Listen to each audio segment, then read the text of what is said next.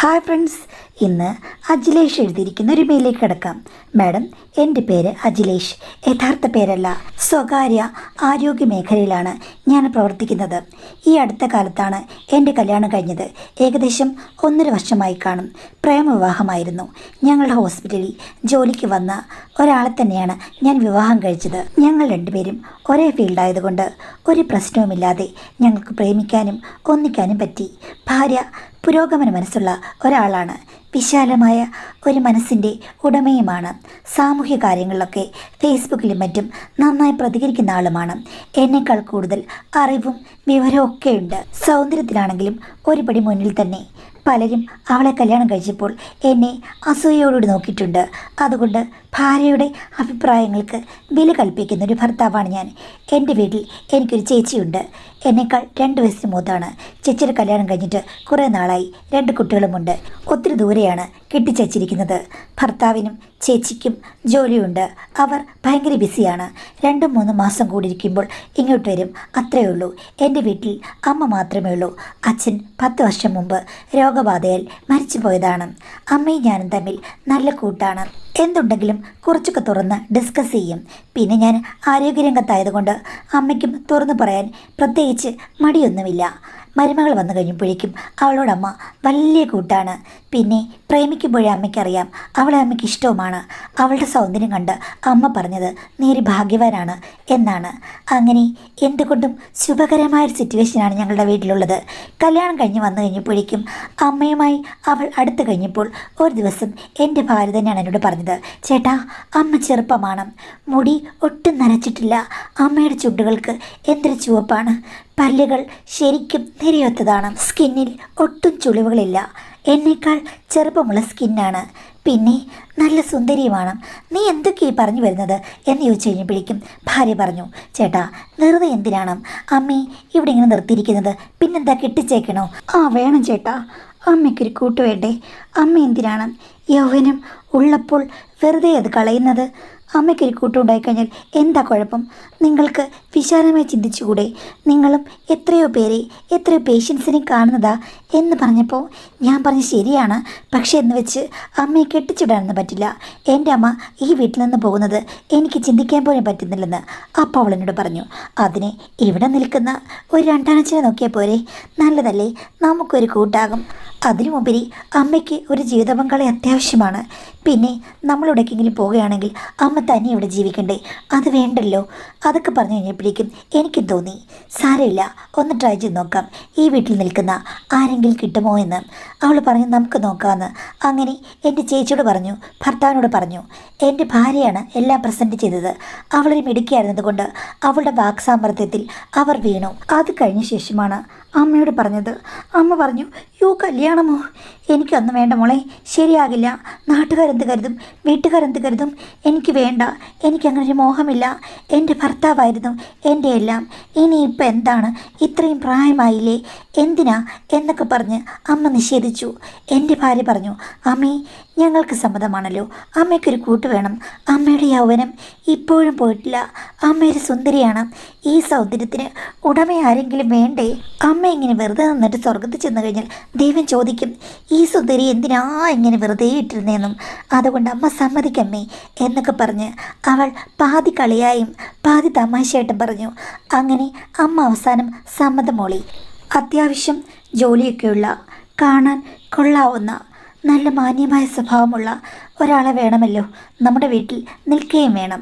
അങ്ങനെ അവൾ പറഞ്ഞു, നമുക്ക് മാട്രിമോണിയൽ സൈറ്റിൽ പരസ്യം കൊടുക്കാവുന്ന. അങ്ങനെയാണ് റീമാരേജിന് വേണ്ടിയിട്ടുള്ള സൈറ്റിൽ ഫോട്ടോ കൊടുത്തത്. അമ്മയുടെ ഫോട്ടോ കണ്ട് തുരുതുരാ മെസ്സേജ് വന്നു. പലരും റിട്ടയർഡ് ആയിട്ടുള്ള ഉദ്യോഗസ്ഥർ, ബിസിനസ്സുകാർ, നല്ല ഉദ്യോഗത്തിലിരിക്കുന്നവർ ഒക്കെ വിളിച്ചു. പക്ഷേ വൈഫ് പറഞ്ഞത് അയാളുടെ ഭാര്യ മരിച്ചു പോയിരിക്കണം, അല്ലെങ്കിൽ അവർ ഡൈവോഴ്സ് ആയിരിക്കണം, കുട്ടികളൊന്നും പാടില്ല, ഇവിടെ നിൽക്കുകയും വേണം. അങ്ങനെയൊക്കെ ആരെ കിട്ടാനാ? ഒത്തിരി ക്രൈറ്റീരിയ വെച്ചാലെന്ന് അപ്പോൾ അവൾ പറഞ്ഞു. അത് സാരമില്ല, അങ്ങനെ ഉണ്ടെങ്കിൽ മാത്രം നടത്തിയാൽ മതി. ഒരു ഓപ്ഷൻ മാത്രമാണ്. ഇനിയിപ്പോൾ നടന്നില്ലെങ്കിൽ നടക്കണ്ട. എന്നാലും അമ്മയ്ക്കൊരു ആശ കൊടുത്തല്ലോ. അത് സാരമില്ല ചേട്ടാ, വരും. എത്രയോ പേര് കാണുന്നതാണ്. അങ്ങനെയുള്ള ആളുകളില്ലെന്നാണോ നിങ്ങൾ വിചാരിക്കുന്നത്? അമ്മയ്ക്ക് നല്ലൊരു ജീവിതം കിട്ടും. നമ്മളുടെ കൂടെ അടിപൊളി ഒരാൾ വരും എന്ന് ഭാര്യ പറഞ്ഞു. അവളുടെ വാക്കുകൾ വിശ്വസിക്കാതെ തരമില്ലായിരുന്നു. ഒരു ദിവസം ഭാര്യ ഒരാളെ കാണിച്ചിട്ട് എന്നോട് പറഞ്ഞു, ചേട്ടാ, നമ്മുടെ ക്രൈറ്റീരിയ എല്ലാം ശരിയാകുന്ന ഒരാളാണ്, തൃശ്ശൂരാണ് വീട്. അദ്ദേഹം അമ്മയെ വിവാഹം കഴിക്കാനും ഇവിടെ നിന്ന് താമസിക്കാനും ഒക്കെ റെഡിയാണ്. പിന്നെ ബിസിനസ്സുകാരനാണ്. ഞാൻ നോക്കിക്കഴിഞ്ഞപ്പോഴേക്കും കണ്ട് ഞെട്ടിപ്പോയി. കാര്യം നല്ല സൗന്ദര്യമുള്ള ഒരാൾ. ഞാൻ പറഞ്ഞു, എടി, ഇതേതോ ഫേക്ക് പ്രൊഫൈലാണ്. അരവിന്ദ് സ്വാമിയുടെ മുഖം ഏതോ ഓൾട്ടർ ചെയ്ത് എങ്ങാണ്ട് വെച്ചിരിക്കുകയാണ്. എനിക്ക് തോന്നുന്നില്ല ഇത് യഥാർത്ഥമാണെന്ന്. ഇത്രയും സൗന്ദര്യമുള്ള ആൾ എന്തിനാണ് ഇങ്ങനെ വിവാഹം കഴിക്കാൻ വേണ്ടി മാട്രിമോണിയൽ സൈറ്റിൽ പരസ്യം കൊടുക്കുന്നത്? അപ്പോഴേക്കും അവൾ പറഞ്ഞു, നിങ്ങൾക്കെന്താ അങ്ങനെയുള്ളവർക്ക് കൊടുത്തുകൂടെ? സൗന്ദര്യമുള്ളവർക്ക് ഈ ലോകത്ത് ജീവിക്കാൻ പറ്റില്ലേ എന്നൊക്കെ പറഞ്ഞതിനെ കളിയാക്കി. എന്തായാലും പുള്ളിക്കാരൻ ഇങ്ങോട്ട് വരുന്നുണ്ടെന്ന് പറഞ്ഞു. അങ്ങനെ 2 ആഴ്ച കഴിഞ്ഞ് ഒരു ഞായറാഴ്ചയായി കഴിഞ്ഞപ്പോഴേക്കും അയാൾ വന്നു. ഫോട്ടോയിൽ കണ്ടതിനേക്കാൾ സൗന്ദര്യമുള്ള ഒരാൾ, നല്ല വെളുത്ത് തുടുത്തിരിക്കുകയാണ്. ആഠ്യത്വം വിളിച്ചോതുന്ന മുഖവും സ്വഭാവവും ഒക്കെ ചെറുപ്പക്കാരികൾക്ക് പോലും ഇഷ്ടപ്പെടുമെന്ന് എനിക്ക് തോന്നി. അമ്മ ഒരു ഭാഗ്യവതിയാണ്. അമ്മയെ നേരിട്ട് കണ്ട് ഇഷ്ടപ്പെട്ട് കഴിഞ്ഞാൽ അമ്മയ്ക്ക് കോളടിച്ചുവെന്ന് എൻ്റെ മനസ്സ് പറഞ്ഞു. അതേപോലെ എൻ്റെ ഭാര്യയും അതുതന്നെയാണ് പറഞ്ഞത്. അമ്മയ്ക്ക് അങ്ങനെ കണ്ടു കഴിഞ്ഞപ്പോഴേക്കും ഭയങ്കര സംഭവമായി. ദൈവമേ, ഇത്രയും സൗന്ദര്യമുള്ള നല്ല പൗരുഷമുള്ളൊരു പുരുഷൻ എന്നെ കല്യാണം കഴിക്കുമോ എന്നുള്ള ആശങ്കയായിരുന്നു അമ്മയുടെ കണ്ണുകളിൽ നിറയെ. പക്ഷേ അമ്മ ഒരു സുന്ദരിയായതുകൊണ്ടും അയാൾക്കും അമ്മയ്ക്കും ഏകദേശം 6-7 മാസം പ്രായവ്യത്യാസമേ ഉള്ളൂ. അമ്മ അത്രയും മാസം ഇളയതാണ്. ഇത് നടക്കുമെന്ന് എനിക്ക് തോന്നിയില്ല. അദ്ദേഹത്തിന് ഇഷ്ടപ്പെടാൻ ഒരു വഴിയുമില്ല. ഞങ്ങളുടെ വീട് അത്ര വലിയ പണക്കാരുടെ വീടുമല്ല. പക്ഷേ പുള്ളിക്കാരന് അമ്മയെ ഇഷ്ടപ്പെട്ടു. 2 പേരും സംസാരിച്ചു കഴിഞ്ഞപ്പോഴേക്കും ഓക്കെ, അദ്ദേഹം ഇങ്ങോട്ട് താമസം മാറാനും റെഡിയാണ്. പിന്നെ എൻ്റെ ചേച്ചിക്കും ഭർത്താവിനൊക്കെ ഒത്തിരി ഇഷ്ടമായി. അത്രയ്ക്കും പ്രൗഢഗംഭീരനായ ഒരു മനുഷ്യനല്ലേ. അതുമാത്രമല്ല, അവരുടെ വീട് ഞങ്ങൾ പോയി കണ്ടു. കൊട്ടാരം പോലൊരു വീട്, ഇഷ്ടം പോലെ സ്വത്തുക്കളും എല്ലാം ഉണ്ട്. ഇടയ്ക്കൊക്കെ അങ്ങോട്ട് പോയി താമസിക്കുമെന്ന് അദ്ദേഹം പറഞ്ഞു. ഞങ്ങൾക്ക് അതിലൊന്നും ഒരു എതിർപ്പുമില്ല. ആകെ കൂടി ഒരു ദേവേന്ദ്രൻ ലോകത്തേക്ക് വന്ന പോലെയാണ് ഞങ്ങൾക്ക് തോന്നിയത്. ചുരുക്കം പറഞ്ഞാൽ കല്യാണം 2.5 മാസത്തിനുള്ളിൽ നടന്നു. അമ്മ സെറ്റിൽഡായി. പിന്നെ അവർ 2 പേരും കൂടി 2-3 ആഴ്ച ഇവിടെ ഇല്ലായിരുന്നു. കാരണം അച്ഛന് എന്തൊക്കെ ബിസിനസ്സുകളൊക്കെ ഉണ്ട്. അതിന് ടൂറൊക്കെ പോകണം. ഇവരുടെ മധുവിധ കഴിഞ്ഞിട്ട് വേണം അവർക്ക് വന്ന അമ്മയെ ഇവിടെ കൊണ്ടാക്കിയിട്ട് പിന്നീട് അദ്ദേഹത്തിൻ്റെ കാര്യങ്ങൾക്ക് ഇറങ്ങിത്തിരിക്കൽ. അദ്ദേഹം ഭയങ്കര ബിസി മാനാണ്. അതുകൊണ്ട് ആഴ്ചയിൽ 1-2 ദിവസം മാത്രമേ ഇവിടെ കാണുകയുള്ളൂ. ബാക്കിയുള്ള സമയത്തൊക്കെ ടൂറായിരിക്കും എന്ന് പറഞ്ഞു. അതിൽ നമുക്ക് യാതൊരു കുഴപ്പമില്ല. മധുവിധ കഴിഞ്ഞ് വന്ന അമ്മയെ കാണാൻ ചന്തമേറിയിരുന്നു. അതുമാത്രമല്ല, അമ്മയോട് ബ്യൂട്ടി പാർലറിൽ പോകണമെന്നും പല ബ്യൂട്ടി ട്രീറ്റ്മെൻറ്റ് ചെയ്യണമെന്നും അച്ഛൻ പറഞ്ഞു. അമ്മ അതെല്ലാം ചെയ്തു. മേക്കപ്പൊക്കെ ഇടാൻ തുടങ്ങി. അമ്മയെ കണ്ടു കഴിഞ്ഞാൽ 10 വയസ്സ് കുറഞ്ഞതുപോലെയായി. അമ്മയുടെ സ്റ്റൈലൊക്കെ അൾട്രാ മോഡേണായി. നല്ല ഫാഷനബിൾ വസ്ത്രങ്ങളൊക്കെ ധരിച്ച് അമ്മ എല്ലാവരെയും അമ്പരപ്പിച്ചു. ചുരുക്കം പറഞ്ഞാൽ എൻ്റെ ഭാര്യയും അമ്മയും കൂടെ പോകുന്ന കണ്ടു കഴിഞ്ഞാൽ ചേച്ചിയും അനിയത്തിയും പോകുന്ന പോലെ തോന്നും. അതുമാത്രമല്ല, 2ാം അച്ഛനെ കൊണ്ട് ഞങ്ങൾക്ക് ഒത്തിരി ഉപകാരങ്ങളാണ് ഉണ്ടായിരിക്കുന്നത്. കാര്യം ഓരോ തവണ പോയി വരുമ്പോഴും എന്തൊക്കെയോ സാധനങ്ങൾ കൊണ്ടുവരും. അതൊന്നും നമ്മൾ കണ്ടിട്ടും കേട്ടിട്ടുമില്ല. ഉപകാരപ്രദമായ കുറേ സാധനങ്ങൾ. പിന്നെ ഭക്ഷ്യവസ്തുക്കൾ. ഞാനും ഭാര്യയുമൊക്കെ ഐഫോൺ വാങ്ങണമെന്ന് എത്രയോ കാലമായി ആഗ്രഹിക്കുന്നു. അതിൻ്റെ ഏറ്റവും പുതിയ വേർഷനാണ് അച്ഛൻ ഞങ്ങൾക്ക് സമ്മാനിച്ചത്. ചുരുക്കം പറഞ്ഞു കഴിഞ്ഞാൽ ഞാനും ചേച്ചിയും ചേച്ചിയുടെ ഭർത്താവും അമ്മയും എല്ലാം നല്ല സന്തോഷത്തിൽ ആറാടുകയായിരുന്നു. അമ്മ പിന്നെ പൂർണ്ണ സന്തോഷവതിയാണ്. അത്രയും സുന്ദരനായ ഒരു ഭർത്താവിനെ ഇത്രയും പ്രായമായി കഴിഞ്ഞപ്പോൾ കിട്ടിയല്ലോ. പണമുണ്ട്, എല്ലാമുണ്ട്. എല്ലാം ഒരു ഭാഗ്യം തന്നെ. ഞങ്ങൾക്ക് 2 പേർക്കും അവധി കിട്ടുമ്പോൾ ടൂറൊക്കെ പോകാറുമുണ്ട്. അതിന് ചിലവെല്ലാം വഹിക്കുന്നത് അച്ഛനാണ്. അതുകൊണ്ട് ഞങ്ങൾക്ക് ലക്ഷറി ലൈഫിൽ തന്നെ ജീവിക്കാൻ പറ്റി. ഇതിനിടയ്ക്ക് എൻ്റെ ഭാര്യയും അമ്മായിച്ചനും തമ്മിൽ നല്ല ബന്ധമാണ്. അവർ ഭൗതികമായ കാര്യങ്ങളാണ് സംസാരിക്കാറുള്ളത്. സൂര്യന് കീഴെയുള്ള എല്ലാ കാര്യങ്ങളും വളരെ ഗൗരവമായി ചർച്ച ചെയ്യും. പക്ഷേ എനിക്കതിനുള്ള കഴിവില്ല, അമ്മയ്ക്കും കഴിവില്ല. അവരുടെ സംസാരം കേൾക്കുമ്പോൾ 2 സാഹിത്യകാരന്മാർ തമ്മിൽ സംസാരിക്കുന്ന പോലെ നമുക്ക് തോന്നും. ശരിക്കും അവരോട് ബഹുമാനമേ തോന്നുകയുള്ളൂ. റെസ്പെക്റ്റാണ് എൻ്റെ ഭാര്യയ്ക്ക് അമ്മായിച്ചനെക്കുറിച്ച് പറയുമ്പോൾ. അമ്മായിച്ചനും അങ്ങനെ തന്നെ. സന്തോഷകരമായി പോകുന്ന സമയത്താണ് മാഡം ചില ട്വിസ്റ്റുകൾ എൻ്റെ ജീവിതത്തിൽ സംഭവിക്കുന്നത്. അതിന് കാരണം അർദ്ധരാത്രിയിൽ വന്ന ഒരു ഫോൺ കോളാണ്. അന്ന് രാത്രി ഞാൻ നല്ല ഉറക്കത്തിലായിരുന്നു. എൻ്റെ മൊബൈൽ എപ്പോഴും സൈലൻറ്റ് മോഡിലാണ്. കാര്യം ഉറങ്ങിക്കഴിഞ്ഞാൽ പിന്നെ ആര് വിളിച്ചാലും ഞാൻ എഴുന്നേൽക്കില്ല. ഭാര്യയും അതുപോലെ. പലപ്പോഴും ശബ്ദം കുറച്ചോ അല്ലെങ്കിൽ സൈലന്റ് മോഡിലും ഇടും. പിന്നെ വൈബ്രേഷൻ ഉള്ളതുകൊണ്ട് അവൾ ഉടനെ അറിയുകയും ചെയ്യും. പക്ഷേ അന്ന് രാത്രിയായി കഴിഞ്ഞപ്പോഴേക്കും നല്ല പോലെ ബെല്ലടിച്ചു അവളുടെ മൊബൈലിൽ. അവൾ അതെടുക്കുന്നത് ഞാൻ ഉറക്കത്തിൽ അറിയുന്നുണ്ട്. പക്ഷേ ഇത്തിരി കഴിഞ്ഞപ്പോഴേക്കും അതിനുള്ളിൽ നിന്ന് എന്തൊരു ശബ്ദം പോലെ ഹായ് സ്വീറ്റി എന്തുണ്ട് എന്നൊക്കെ ചോദിക്കുന്നു. പെട്ടെന്ന് എൻ്റെ ഭാര്യ കട്ട് ചെയ്തു. അവൾ മൊബൈൽ സൈലൻ്റ് ആക്കാൻ മറന്നുപോലെ എനിക്ക് തോന്നി. സാധാരണ അത്രയൊരു ശബ്ദം കേട്ട് കഴിഞ്ഞാൽ ഞാൻ എഴുന്നേൽക്കാറുള്ളതല്ല.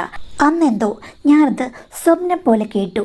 പക്ഷേ എനിക്ക് ഉണർന്ന് അവളോട് ആരാണെന്ന് ചോദിക്കാനുള്ള ഒരു മനസ്സില്ല. മടി, ഉറക്കത്തിൻ്റെ മടി. പെട്ടെന്ന് ഭാര്യ എൻ്റെ നേർക്ക് തിരിഞ്ഞു. എന്നിട്ട് എൻ്റെ മുഖത്തിനടുത്തേക്ക് ഇരുട്ടത്ത് മുഖം കൊണ്ടുവന്നു. ഞാൻ ഉറങ്ങുകയാണെന്ന് നോക്കിയാണെന്ന് എനിക്ക് തോന്നി. സീറോവാട്ട് ബൾബിൻ്റെ വെളിച്ചമുണ്ട്. പക്ഷേ ഇത്തിരി കഴിഞ്ഞപ്പോഴേക്കും അവൾ മൊബൈൽ എടുത്ത് എൻ്റെ അടുത്തേക്ക് ചേർന്ന് കിടന്നു. ആ മൊബൈലിൻ്റെ സ്ക്രീൻ ഓൺ ചെയ്തപ്പോഴേക്കും എൻ്റെ മുഖത്ത് വെട്ടമടിക്കുന്നുണ്ട്. അവളെന്നെ നോക്കിയാണെന്ന് എനിക്ക് മനസ്സിലായി. ഞാൻ ഉറങ്ങിയോ അതോ ഉണർന്നോ എന്നൊക്കെയാണ് ശ്രദ്ധിക്കുന്നത്. എന്തായാലും ഞാൻ ഉറക്കം ഭാവിച്ച് കിടന്നു. ഇത്തിരി കഴിഞ്ഞപ്പോഴേക്കും അവൾ എന്തൊക്കെയോ ടൈപ്പ് ചെയ്യുന്ന ശബ്ദം കേട്ടു. അത് കഴിഞ്ഞ ശേഷം അവൾ അപ്പുറത്തേക്ക് മാറിക്കിടന്ന് ഉറക്കമായി. പക്ഷേ എൻ്റെ ഉറക്കം പോയി. അവിടെ സ്വീറ്റി എന്ന് വിളിച്ചത് ഞാൻ കേട്ടു. ഇവളെ ആരാണ് സ്വീറ്റി എന്ന് വിളിക്കാനുള്ളത്? ഇവൾക്ക് വേറെ ഏതെങ്കിലും കാമുകന്മാരുണ്ടോ? ഹോസ്പിറ്റലിൽ ജോലി ചെയ്യുന്ന ആരെങ്കിലും ആയിരിക്കാം. അവളോട് ചോദിച്ചു കഴിഞ്ഞാൽ അവൾ ഭൗതികമായിട്ട് പല കാര്യങ്ങളും പറയും. സംശയരോഗം ശരിയല്ല. എനിക്കൊത്തിരി ഫ്രണ്ട്സ് ഉണ്ട്. ഫ്രണ്ട്സ് എന്ന് പറയുമ്പോൾ ആത്മാർത്ഥമാണ്. അവർക്കെന്താ സ്വീറ്റി എന്ന് വിളിച്ചുകൂടെ? ഇങ്ങനെയൊക്കെ ലായും ചട്ടങ്ങളും പറയുന്നവൾ അവളെന്ന് എനിക്കറിയാം. അവളെ നമുക്കൊരിക്കലും വാദിച്ച് തോൽപ്പിക്കാൻ പറ്റില്ല. എൻ്റെ മൊബൈലിൻ്റെ ലോക്ക് അവൾക്കും അവളുടെ മൊബൈലിൻ്റെ ലോക്ക് എനിക്കും അറിയാം. പക്ഷേ എന്ന് വെച്ചിട്ട് ചെക്ക് ചെയ്യാറൊന്നുമില്ല. അവളാണെങ്കിൽ എല്ലാ കാര്യങ്ങളും സുതാര്യമായി കൊണ്ടുപോകുന്നൊരു വ്യക്തിയല്ലേ. അപ്പോൾ നമുക്ക് സംശയമൊന്നുമില്ല. അന്ന് എനിക്കെന്തോ സംശയം തോന്നി. അവൾ ഉറങ്ങിക്കഴിഞ്ഞപ്പോൾ എൻ്റെ ഉറക്കം പോയല്ലോ.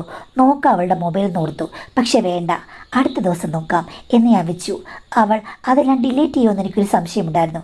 എങ്കിലും അടുത്ത ദിവസം രാത്രി അവൾ ഉറങ്ങിക്കഴിഞ്ഞപ്പോഴേക്കും ശരിക്കും ഉറങ്ങിയെന്ന് ബോധ്യം വന്നു കഴിഞ്ഞപ്പോൾ ഞാൻ ഉറക്കം നടിച്ച് കിടന്ന് അവളുടെ മൊബൈൽ എടുത്ത് നോക്കി. മാഡം, അവൾ മേശപ്പുറത്തായിരുന്നു അന്ന് മൊബൈൽ വെച്ചിരുന്നത്. നോക്കിക്കഴിഞ്ഞപ്പോഴേക്കും കഴിഞ്ഞ ദിവസം വിളിച്ചിരിക്കുന്നത് രാത്രിയിൽ അത് എൻ്റെ രണ്ടാനച്ഛനാണെന്ന് എനിക്ക് മനസ്സിലായി. അപ്പോൾ അയാളാണ് സ്വീറ്റി എന്ന് വിളിച്ചത്. വാട്സാപ്പിൽ വല്ല തെളിവുകളും ഉണ്ടോ എന്നറിയാൻ വേണ്ടിയിട്ട് വാട്സാപ്പ് എടുത്ത് ഞാൻ നോക്കി. പക്ഷേ അതിൽ അവർ തമ്മിലുള്ള ചാറ്റുണ്ട്. എങ്കിലും അസ്വാഭാവികമായ ചാറ്റൊന്നുമല്ല.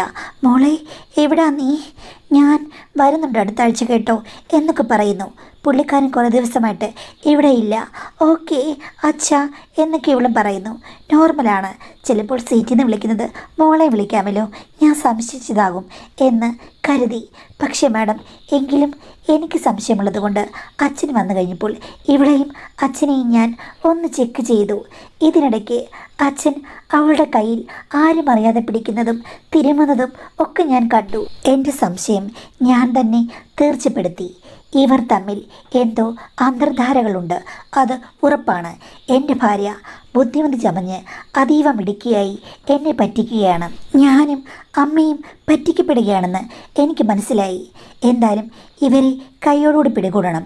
ഇവൾ രാത്രിയിൽ ഇറങ്ങി പോകുന്നുണ്ടോ എന്നുള്ളത് ശ്രദ്ധിക്കണം. ഇനി ഞാനിങ്ങനെ കൂർക്കം വലിച്ച് കിടന്നുറങ്ങാൻ പാടില്ല. ശ്രദ്ധ വേണം. രണ്ടാനച്ഛൻ ഇവിടുള്ള ചില ദിവസങ്ങളിൽ ഉറക്കം നടിച്ച് ഉറങ്ങാതെ ഇരുന്ന് ഞാൻ ശ്രദ്ധിച്ചു. പക്ഷേ ഒന്നും കണ്ടുപിടിക്കാൻ പറ്റിയില്ല. പിന്നീട് മൊബൈൽ തുറന്നപ്പോൾ കാര്യമായ കാര്യങ്ങൾ ഒന്നുമില്ല. എൻ്റെ സംശയമാകും എന്ന് ഞാൻ വിചാരിച്ചു. എനിക്ക് ഇടയ്ക്കൊക്കെ ഞാൻ ഡ്യൂട്ടി ഉണ്ട്. എന്ന് വെച്ചാൽ ഒരു മാസത്തിൽ ഒരു 7 എണ്ണം കാണും. അത് ഇടയ്ക്കിടയ്ക്ക് മാത്രമേ വരികയുള്ളൂ. മറ്റൊരാൾക്ക് പകരമായി ഞാൻ ചെയ്യുന്നതാണ്. അല്ലാതെ എനിക്ക് നൈറ്റ് ഡ്യൂട്ടിക്ക് പോകേണ്ട കാര്യമില്ല. എങ്കിലും ഞാൻ പോകാറുണ്ട്. വൈഫിന് നൈറ്റ് ഡ്യൂട്ടി ഇല്ല. ഒരു ദിവസം ഞാൻ പറഞ്ഞു, എടി എനിക്ക് നാളെ നൈറ്റ് ഡ്യൂട്ടി ഉണ്ടെന്ന്. ആ ഓക്കെ ചേട്ടാ എന്ന് പറഞ്ഞ് അവൾ സാധാരണമായി പെരുമാറി. പക്ഷേ അന്ന് എനിക്ക് തോന്നി ഞാനത് പറഞ്ഞല്ലോ, ഒന്ന് വാട്സാപ്പ് ചെക്ക് ചെയ്ത് നോക്കണമെന്ന്. നോക്കിക്കഴിഞ്ഞപ്പോഴേക്കും അതിൽ കറക്റ്റായിട്ടുണ്ട്. നാളെ ചേട്ടന് നൈറ്റ് ഡ്യൂട്ടി ഉണ്ട് കേട്ടോ. അപ്പോഴേക്കും അപ്പുറത്തുനിന്ന് പൊളിച്ചെടുക്കാം മോളെ എന്ന് പറഞ്ഞ് 4 ലവ് ചിഹ്നങ്ങളും. അതോടുകൂടി കാര്യങ്ങൾ എനിക്ക് ഉറപ്പായി. ഇനി ഡയറക്റ്റുള്ള ഒരു കാഴ്ച അത് കണ്ടുപിടിക്കണം. കണ്ടുപിടിച്ചു കഴിഞ്ഞാൽ വഴക്കുണ്ടാക്കണം. ഇവിടെ എനിക്കിനി ഒരു ദാമ്പത്യം വേണ്ട. അതെൻ്റെ ദൃഢനിശ്ചയമാണ്. നാളെ ഞാൻ ഡ്യൂട്ടിക്ക് പോകണ്ട, പോവുകയാണെന്ന് പറഞ്ഞ് ഇറങ്ങണം, തിരിച്ചു വരണം. ഇവിടെ നടക്കുന്നത് എന്തായാലും അത് കണ്ടുപിടിച്ചേ പറ്റൂ എന്ന് ഞാൻ ഉറപ്പിച്ചു. വേറൊരാളെ ഞാൻ അഡ്ജസ്റ്റ് ചെയ്തു. പക്ഷെ എനിക്കൊരു സംശയം ഉണ്ടായിരുന്നു. എൻ്റെ ഹോസ്പിറ്റലിൽ തന്നെയല്ലേ ഭാര്യ ജോലി ചെയ്യുന്നത്, അവൾ ചിലപ്പോൾ ആ അഡ്ജസ്റ്റ്മെൻറ്റ് മനസ്സിലാക്കിയിരുന്നെങ്കിലോ എന്ന് വിചാരിച്ചിട്ട് ഞാൻ അവനോട് പറഞ്ഞു ഭാര്യ അറിയരുതെന്ന്. എന്താണെന്ന് ചോദിച്ചു കഴിഞ്ഞപ്പോഴേക്കും ഞാൻ പറഞ്ഞു എനിക്ക് അവർക്ക് ഒരു സർപ്രൈസ് കൊടുക്കാനുണ്ട്, അതുകൊണ്ടാണെന്ന്. വിവാഹ വാർഷികമാണെന്ന് വെച്ചു. അതൊന്നുമല്ല, അവളുടെ പിറന്നാളാണ്, ഇന്നാണ് അവൾ ജനിച്ച ഡേറ്റ് വരുന്നത് എന്ന് പറഞ്ഞ് ഞാൻ അവനെ സമാധാനിപ്പിച്ചു. എന്തായാലും അങ്ങനെ അതെല്ലാം ഓക്കെയായി. അന്ന് ഞാൻ ഒരു 6 മണിയായപ്പോൾ ഇറങ്ങി. ഇനിയൊരു 10 മണി 11 മണിയാകുമ്പോഴേക്കും വരണം വീട്ടിലേക്ക് എന്ന് വിചാരിച്ച് ഞാൻ വീടിൻ്റെ പുറം ഭാഗത്തുള്ള ആ ഒരു ഗേറ്റൊക്കെ ജസ്റ്റ് അഡ്ജസ്റ്റ് ചെയ്ത് വെച്ചു. അവിടെ കയറി വരണം. അവിടേക്ക് രാത്രി ഗേറ്റ് അടയ്ക്കാൻ ആരും പോകില്ല, കാര്യം ഓൾറെഡി അത് അടച്ചിട്ടിരിക്കുകയാണ്. അതുകൊണ്ട് ആരും അത് അടയ്ക്കാനൊന്നും പോകില്ല. അത്യാവശ്യ ഘട്ടങ്ങളിൽ മാത്രമേ തുറക്കുകയുള്ളൂ. ഇപ്പം തുറന്നിട്ടാൽ എനിക്ക് മതിലും വേലിയൊന്നും ചാടാതെ ഈസി ആയിട്ട് പുറകിലെത്താം. എല്ലാം ഒന്ന് ശ്രദ്ധിക്കാം. എന്തായാലും ഞാൻ ഹോസ്പിറ്റലിൽ പോയിട്ട് 10 മണിയായപ്പോഴേക്കും വണ്ടിയൊക്കെ ദൂരെ ഇട്ടിട്ട് വീട്ടിലേക്ക് ആ ഗേറ്റ് തുറന്നു വന്നു. ഞാൻ അടുക്കള വശത്ത് നിന്നു. അപ്പോൾ അവിടെ പാത്രമൊക്കെ കഴുകി വെക്കുകയാണ് അമ്മയും മരുമകളും കൂടി. അപ്പോൾ കിടക്കാൻ പോകുന്നേ ഉള്ളൂ, വെയിറ്റ് ചെയ്യേണ്ടി വരും. ഇത്തിരി ബുദ്ധിമുട്ടാണ് ഇങ്ങനെയുള്ള വെയിറ്റിംഗ് ഒക്കെ. എങ്കിലും നമ്മൾ കണ്ടുപിടിക്കാനുള്ള ത്വര മൂലം നിന്നല്ലേ പറ്റൂ. ഇത്തിരി കൊതുകടിയൊക്കെ ഉണ്ട്. എന്നാലും ഞാൻ അവിടെ നിന്നു. 11 മണിയായി. ആ സമയത്ത് എന്തായാലും എല്ലാവരും പോയി കിടക്കുമെന്ന് എനിക്കുറപ്പായി. അടുക്കളയിലെ വെട്ടമണഞ്ഞു കഴിഞ്ഞപ്പോഴേക്കും ഞാൻ വീടിൻ്റെ സമീപത്തേക്ക് ചെന്നു. അവിടെ വെട്ടമില്ലാത്ത ഭാഗത്ത് നിന്നിട്ട് ഞാൻ തുറന്നു കിടക്കുന്ന ജനൽ വഴി അകത്തേക്ക് നോക്കി. അപ്പോൾ ഡൈനിങ് ടേബിൾ എനിക്ക് കാണാം. എല്ലാവരും അവിടെ പോയി സ്വസ്ഥമായിട്ടിരിക്കുകയാണ്. 2 വാക്ക് സംസാരിച്ചിട്ട് എല്ലാവരും പോയി കിടന്നുറങ്ങും. അമ്മ ഉറങ്ങിക്കഴിയുമ്പോഴേക്കും രണ്ടാനച്ഛൻ അവളുടെ അടുത്തേക്ക് ചെല്ലും. ഇതെല്ലാം നടക്കാൻ പോവാ എന്ന് ഞാൻ വിചാരിച്ചു. അമ്മയും രണ്ടാനച്ഛൻ അടുത്തടുത്തിരിക്കുകയാണ്. നേരെ എതിർവശത്ത് എൻ്റെ ഭാര്യയും.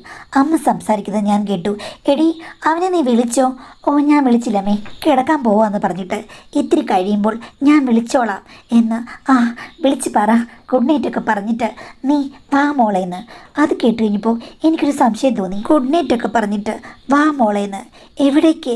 എന്താണ് ഇവിടെ നടക്കുന്നത്? ഇത്തിരി കഴിഞ്ഞപ്പോഴേക്കും അവർ എന്തൊക്കെയോ പറയുന്നു, ചിരിക്കുന്നു. ചില സംഭാഷണങ്ങളൊക്കെ ഞാൻ കേൾക്കുന്നുണ്ട്. അമ്മേ, അച്ഛാ, ഒന്നും മിണ്ടാതിരിക്കും, ഞാൻ ദേ വിളിക്കട്ടെ എന്ന് പറഞ്ഞിട്ട് എന്നെ വിളിച്ചു. പക്ഷെ ഞാൻ മൊബൈൽ എടുത്തില്ല. 3 വട്ടം വിളിച്ചു, എടുത്തില്ല, സൈലൻറ്റ് മോഡിലായിരുന്നു. അപ്പോൾ അവൾ പറയുന്നു ആ ഹോസ്പിറ്റലിൽ എന്തെങ്കിലും ബിസി ആയിരിക്കും. ഞാൻ വാട്സാപ്പിൽ കൂടെ ഒരു ഗുഡ് നൈറ്റ്, ഞാൻ കിടക്കാൻ പോകുന്ന മെസ്സേജ് ഇട്ടിട്ട് നമുക്ക് നമ്മുടെ കാര്യങ്ങളിലേക്ക് കടക്കാമെന്ന് പറഞ്ഞു. അമ്മയപ്പോൾ അവളുടെ കവളിൽ നുള്ളുന്നു. എൻ്റെ ഭാര്യ ചോദിക്കുകയാണ്, ഇന്ന് ആരാമ്മ ആദ്യം തുടങ്ങുക, അമ്മയാണോ അതോ ഞാനെന്ന്? അപ്പോഴേക്കും അച്ഛൻ കസേര വലിച്ചിങ്ങിനിട്ടിട്ട് 2 പേരുടെയും കസേര അടുത്തടുത്താക്കിയിട്ട് അത് നിങ്ങളുടെ ഇഷ്ടം, അമ്മയോട് ചോദിക്കണ്ട, മോൾ ആദ്യം തുടങ്ങും. അപ്പോൾ അമ്മ ഭർത്താവിന് ഒരു നുള്ളു കൊടുത്തുകൊണ്ട് പറയുന്നു, ആ കുഴപ്പമില്ല, നമ്മൾ 3 പേരും കൂടി സാഹചര്യമുള്ളപ്പോൾ മോള് തന്നെ തുടങ്ങുന്നതാണ് അതിന് നല്ലതെന്ന് പറയുന്നു. പക്ഷേ അപ്പോഴേക്കും അവരുടെ 2 പേരുടെയും തോളിൽ കൈയിട്ടുകൊണ്ട് രണ്ടാനച്ഛൻ പോപ്പോ തുടങ്ങിയിരുന്നു. ഞാൻ ആ കാഴ്ച കണ്ട് ഞെട്ടിപ്പോയി. എന്താണിത്? എങ്ങനെയാണ് ഇവർ 3 പേരും കൂടി ഇത്രയ്ക്കും ഒന്നിച്ച് സംഘടിതരായത്? ഇവർക്ക് 2 പേർക്കും അങ്ങോട്ടും ഇങ്ങോട്ടും യാതൊരു പ്രശ്നവുമില്ലേ? 3 പേരും തമ്മിൽ എങ്ങനെയൊത്തു എന്നൊന്നും എനിക്കറിയില്ല.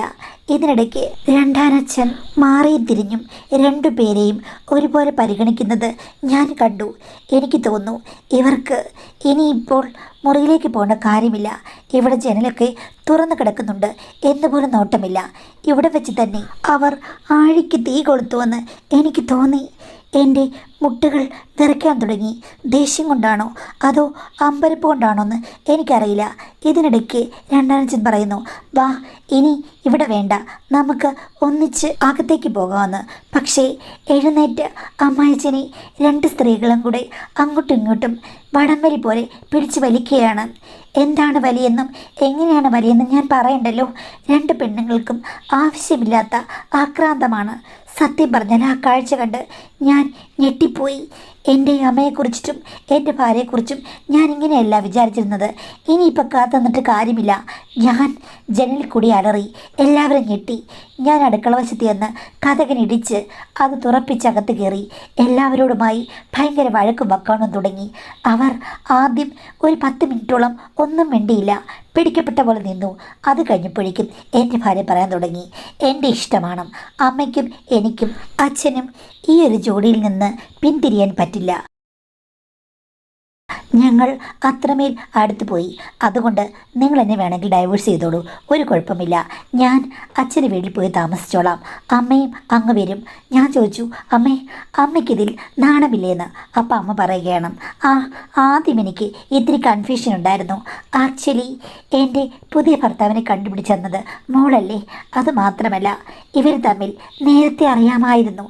അവൾ ആലോചനകളൊക്കെ പറഞ്ഞെങ്കിലും അതിനു മുമ്പേ പുള്ളിയുടെ പടം കാണിച്ചിട്ട് എനിക്കിങ്ങനെ ഒരാളെ അറിയാം, അമ്മയ്ക്ക് ഇഷ്ടപ്പെട്ടോ എന്നൊക്കെ ചോദിച്ചിട്ട് അവൾ എൻ്റെ മനസ്സിളക്കിയിരുന്നു. ഞാൻ അദ്ദേഹത്തെ ഇഷ്ടമാണെന്ന് പറഞ്ഞപ്പോൾ അവൾ പതുക്കെ എന്നോട് കാര്യം പറഞ്ഞു. അവൾക്ക് ഇത്തിരി മുതിർന്ന സൗന്ദര്യമുള്ള ആണുങ്ങളെ ഇഷ്ടമാണെന്നും അങ്ങനൊരു പ്രേമം അദ്ദേഹത്തോട് ഉണ്ടായിരുന്നുവെന്നും അവർ തമ്മിൽ നേരത്തെ ബന്ധമൊക്കെയുണ്ട്. എങ്കിലും കല്യാണം കഴിക്കാൻ ചെറുപ്പക്കാരൻ തന്നെ വേണ്ടേ, അതുകൊണ്ടാണ് നിന്നെ കല്യാണം കഴിച്ചത്. അമ്മയുടെ ഭർത്താവായിട്ട് വന്നു കഴിഞ്ഞാൽ അമ്മയും ഞാനും എല്ലാം കൂടി മുന്നോട്ട് പോകും. അദ്ദേഹം പണക്കാരനാണ്, ഒത്തിരി ഗുണങ്ങളുണ്ടാകുമെന്ന് മോളാണ് പറഞ്ഞത്. പിന്നെ അദ്ദേഹത്തോട് സംസാരിച്ചപ്പോഴും അഡ്ജസ്റ്റ്മെൻറ്റുകൾക്ക് അദ്ദേഹവും തയ്യാറായിരുന്നു. ഇവിടെ ഞങ്ങൾ 3 പേരും കൂടിയുള്ള സാമ്രാജ്യം തീർക്കാൻ വേണ്ടിയിട്ട് മോള് ഒത്തിരി പങ്ക് വഹിച്ചു. അതിൻ്റെ കൂട്ടത്തിൽ ഞാനും. അതിൻ്റെ പ്രയോജനം നിനക്കുമില്ലേ? അദ്ദേഹം ഇവിടെ ഉണ്ടെങ്കിൽ ഈ ബന്ധം നീ അങ്ങ് സമ്മതിച്ചു കഴിഞ്ഞാൽ നിനക്കും ഭാവിയിലും പ്രയോജനമുള്ളൂ. അല്ലെങ്കിൽ ഞാനും മരുമകളും കൂടി അദ്ദേഹത്തിൻ്റെ വീട്ടിൽ പോയി താമസിക്കും. നീ ഒറ്റയ്ക്കുമാകും. നാട്ടുകാരോടോ വീട്ടുകാരോടോ ആരോട് നീ ഇതിൻ്റെ സത്യം പറഞ്ഞാലും ഞങ്ങൾക്കൊന്നുമില്ല. നാണം കെടുകയാണെങ്കിൽ അദ്ദേഹവും ഞാനും ഇവളും കൂടെ പോയി ദൂരെ എവിടെയെങ്കിലും സെറ്റിലായി താമസിക്കും. പണത്തിനൊരു ബുദ്ധിമുട്ടുമില്ല. അത് എൻ്റെ രണ്ടാനച്ഛന് ശരിവെച്ചു. ചുരുക്കം പറഞ്ഞു കഴിഞ്ഞാൽ ഞാൻ ഒറ്റയ്ക്കായി. എന്തൊക്കെ പറഞ്ഞിട്ടും അവർ പിന്മാറുന്നില്ല. നീ വേണമെങ്കിൽ മാറിക്കോ, അല്ലെങ്കിൽ ഞങ്ങളോട് നിന്നോ എന്നാണ് പറയുന്നത്. എന്താണ് ചെയ്യേണ്ടത് എനിക്കറിയില്ല. ഈ രഹസ്യം ഞാൻ പുറത്ത് പറഞ്ഞിട്ടില്ല, ആരും അറിഞ്ഞിട്ടുമില്ല. അവർക്കാണെങ്കിൽ യാതൊരു കൂസലുമില്ല. അമ്പ് വില്ല് ഒടിഞ്ഞ പോലെയാണ് ഞാൻ നിൽക്കുന്നത്. എനിക്ക് ഭാര്യയെ സ്നേഹിക്കാനും പറ്റുന്നില്ല. എനിക്ക് അവരുടെ കൂട്ടത്തിൽ ചേരാൻ തോന്നുന്നില്ല. ഞാൻ ആലോചിക്കുന്നത് ഭാര്യയ്ക്ക് ഡൈവേഴ്സ് കൊടുത്തിട്ട് ഭാര്യയും അമ്മയും രണ്ടാനച്ഛനും കൂടെ അവരുടെ പാട്ടിന് പോയിക്കോട്ടെ. ഞാൻ ഒറ്റയ്ക്ക് ജീവിക്കാം. അടുത്ത നല്ല ആത്മാർത്ഥമുള്ള ഒരാളെ കണ്ടെത്തും വരെ. ആ ഒരു തീരുമാനം നല്ലതാണോ മാഡം? എനിക്ക് അവരുടെ കൂടെ കൂടാൻ ഒട്ടും താല്പര്യമില്ല. എന്തോ അതെനിക്ക് സാധിക്കുന്നില്ലെന്നാണ് പറഞ്ഞിരിക്കുന്നത്. അങ്ങനെയാണെങ്കിൽ അത് ഏറ്റവും നല്ലൊരു തീരുമാനമാണെന്ന് എനിക്ക് പറയാൻ പറ്റുകയുള്ളൂ. അപ്പം സ്വയം തന്നെ ഒരു തീരുമാനമെടുക്കാൻ കഴിവുള്ള ആളാണ് നിങ്ങൾ. പിന്നെ ഞാൻ ഒരു കാര്യം പറയാം. നമ്മൾ എന്തൊക്കെ സദാചാരം പറഞ്ഞെന്ന് പറഞ്ഞാലും എല്ലാ മനുഷ്യർക്കും ഒരാളെ മാത്രം സ്നേഹിച്ച് ജീവിക്കാൻ പറ്റുന്നവരല്ല. ചില മനുഷ്യരെങ്കിലും അങ്ങനെയല്ല. പല മോഹങ്ങളും കാണും. അങ്ങനെയൊരു മോഹവലയത്തിൽപ്പെട്ട സ്വതന്ത്ര ചിന്താഗതിക്കാരിയാണ് നിങ്ങളുടെ ഭാര്യ. അതേപോലെ അമ്മയും അങ്ങനെയാക്കിയെടുത്തു. അതിൻ്റെ കൂട്ടത്തിൽ ആ മനുഷ്യനും ഓക്കെ എല്ലാം നിലനിർത്താൻ വേണ്ടിയിട്ട് പല ഗെയിമുകളും കളിക്കുന്നു. നിങ്ങൾക്കതിൽ താല്പര്യമില്ല എന്നുണ്ടെങ്കിൽ തീർച്ചയായിട്ടും താല്പര്യപ്പെടേണ്ട. വേറെ പ്രശ്നങ്ങളോ അല്ലെങ്കിൽ പുറത്തൊന്നും പറയാതെ ഡൈവേഴ്സ് കൊടുത്തിട്ട് അവർ മാറി താമസിച്ചോട്ടെ. നിങ്ങൾ മാനസികമായി തകരാതെ നല്ലൊരു ജീവിതം കെട്ടിപ്പടുക്കാൻ മാത്രം നിങ്ങൾക്ക് പ്രാപ്തി ഉണ്ടെങ്കിൽ അത് ചെയ്യുക. അതിൽ ഒരു തെറ്റുമില്ലെന്നാണ് എൻ്റെയും അഭിപ്രായം.